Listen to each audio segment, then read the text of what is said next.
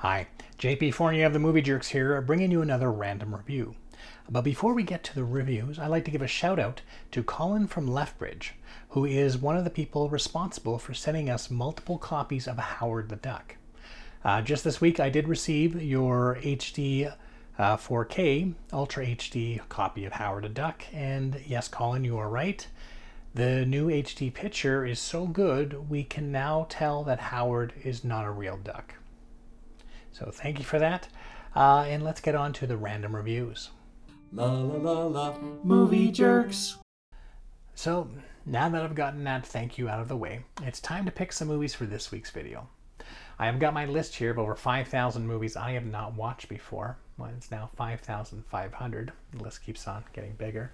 But I'm going to give the list a spin. I'm going to randomly pick the poster button. The 4 films that come up are the 4 movies I'm watching. And we got the sexy adventures of the Three Musketeers. Okay. It's random. Bloodmania. It looks like an old classic horror. Tiger Girl. Okay, that looks promising. And the Puppetoon movie. A Puppetoon movie. Okay, this might be a good week after all. The Sex Adventures of the Three Musketeers. This German softcore porn claims to tell the adult version of the Three Musketeers' tale. While it is an adult film, it does not have a coherent story, let alone the story of the Three Musketeers. Instead, it is an embarrassing, shameful excuse for softcore porn. Oh. Yeah, she's so sex crazed that even a corn on the cob gets her horny. It's disgusting.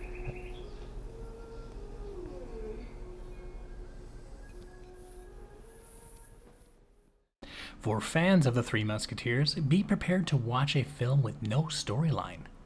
The film gives us scenes of a young protagonist having sex with multiple women and intercut scenes with the Three Musketeers telling sex stories about monks that I believe are supposed to be jokes. For a sex comedy, there's not many jokes in this film. There's a couple visual jokes, but nothing too exciting.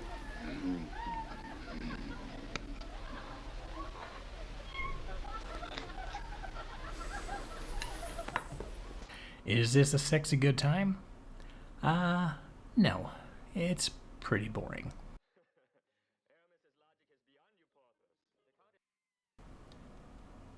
Bloodmania. With very little blood and not too much mania, this is another adult tale. However, this film has a story. This is that typical tale of a mean, rich parent on the verge of death being pushed to the grave early by a relative set to be rewarded through inheritance. The film then switches to a movie about losing an inheritance and going mad, understanding that you've gained nothing.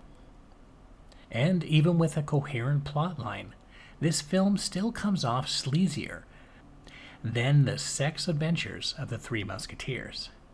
Mainly because this film is produced, written, and starring Peter Carpenter, who is generous enough to give himself 3 sex scenes with the 3 main leading ladies. Hey, wait a second. That's the same song I play when I'm getting intimate with 3 different ladies. The movie is advertised as a horror film, yet almost 80% of the movie is focused on the doctor wooing the 3 ladies. For instance, this date montage takes up to about 7 minutes, when we can get all the details within 1 minute. This is just a regular 70s date. Going to the fair, playing archery, walking on the beach, hitting a woman with a weighted sack, just regular date activities from the 70s. While this film is not much more than just a sleaze fest, I do admit I love the ending. This is one of the strangest twist endings I have seen in a long time. And despite the film's dragged out pace, it is something you have to see to believe. Tiger Girl. Tiger Girl is a genre bait-and-switch film that will split audience opinions.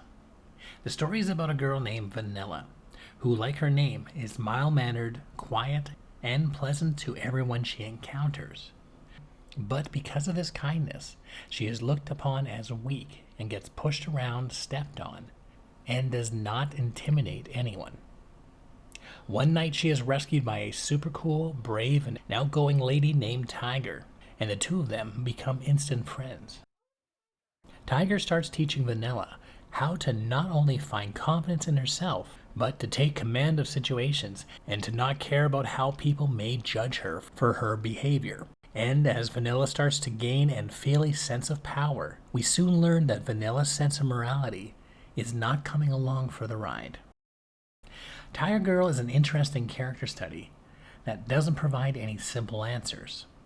The film has a fun, violent action scene at the start, but as the film progresses and we get closer to the climax, the violence becomes disturbing, realistic, and exceptionally uncomfortable.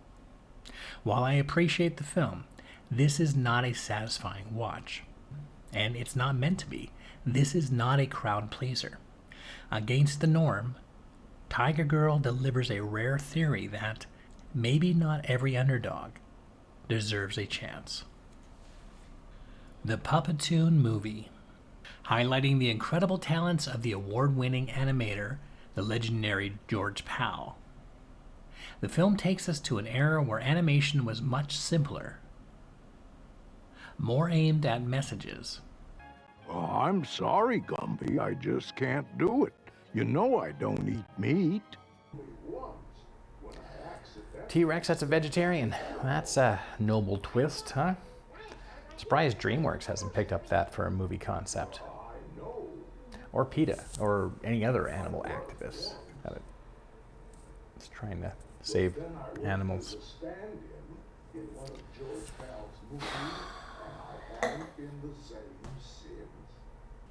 And way more racist.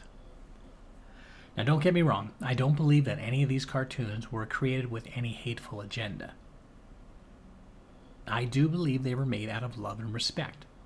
However, the film still has a bunch of lazy, racist stereotypes, which is a good indication on how lazy the stories are. These shorts don't feel short. The whole film combined is only 79 minutes long, yet I felt like I was watching for over 2 hours and a half. This work, while it might have been impressive back in its era, does not stand the test of time. I would have rather watched a documentary about his accomplishments throughout his career, instead of this lazy, boring, racist, and forgetful collage of shorts. In the end, this is just as outdated as the racial stereotypes it displays. And there you have it, another quartet of random reviews. If you have seen any of these films and have some opinions, we would love to hear from you in our comments section. And please subscribe for more random film reviews. For more information about the Movie Jerks, you can go to www.themoviejerks.ca.